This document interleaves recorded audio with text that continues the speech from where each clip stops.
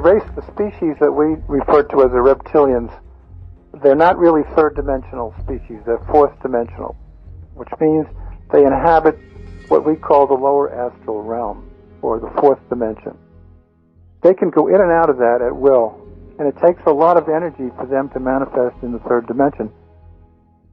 So they prefer to stay in the fourth, and they affect us through the dreamscape and through the fourth dimension and through the astral, and that's how they program us mainly. But they do have a third-dimensional component, and they basically live underground on this planet. There are some who are more advanced, which we call the Draco, who are taller and they have wings. Then there are reptiloids or reptoids who do not have the wings, and they're more of a worker group. And then they have sort of a warrior class too. But they're all part of the reptilian species. The reptilians that now inhabit this planet created hybrids, part human and part reptilian. And they are what we now refer to as the Illuminati. And they run the planet.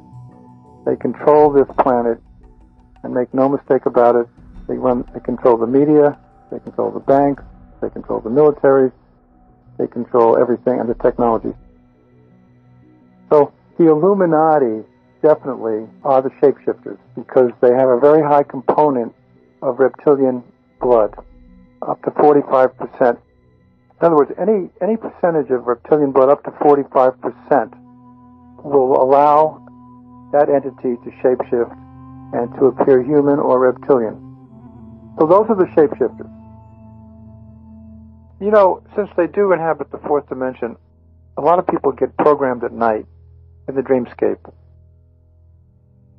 They do have that ability, and being in the fourth dimension, to influence us when we are in a state of sleep or in a state of literally hypnosis. Then again, we have TV programs again going back to in the 80s, V, where you see the ETs coming down saying, we are friends and we're going to help you. But what it turns out to be is that they're reptilians, and they loose you and take people for food. Because they use Hollywood all the time to tell us what's going on. Absolutely. And of course that goes both ways, because Star Trek and Star Wars were the positive emanations of that, because George Lucas definitely had contact with ETs from the Federation, and so did Roddenberry.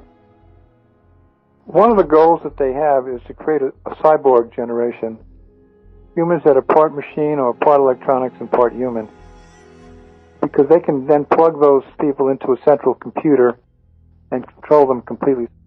A lot of the artificial intelligence things they're doing are in that direction. If we can understand that and block that, keep that from happening, and if we can also stop the hybridization, creation of the hybrids, if we can do all of that, then I think we can win this game. The hybrids are basically not part human. They claim to be part human, but they're really reptilian. So you have to learn to discern those people and to recognize them. If you remember the movie Blade Runner, the only way we could distinguish between a robot and a human was through a very sophisticated eye test. Otherwise, they were absolutely identical to humans. And I think we're going to get to that point. We're going to have to learn to discern who is human and who is not. It's not going to be easy, because the technology is extremely, extremely sophisticated. The human race can reach into the higher dimensions. We have the ability to reach into the fifth, sixth dimensions even higher. The reptilians do not. So basically they are really afraid of us. They know what our potential is. They're keeping us under a blanket of ignorance and distraction. That way they can maintain their control. All we have to do is to raise our consciousness. That's the whole game. As our consciousness gets raised, if we can penetrate the blanket of ignorance that they've put in place and start to enhance our consciousness and our awareness, they can't control us any longer. The game is over.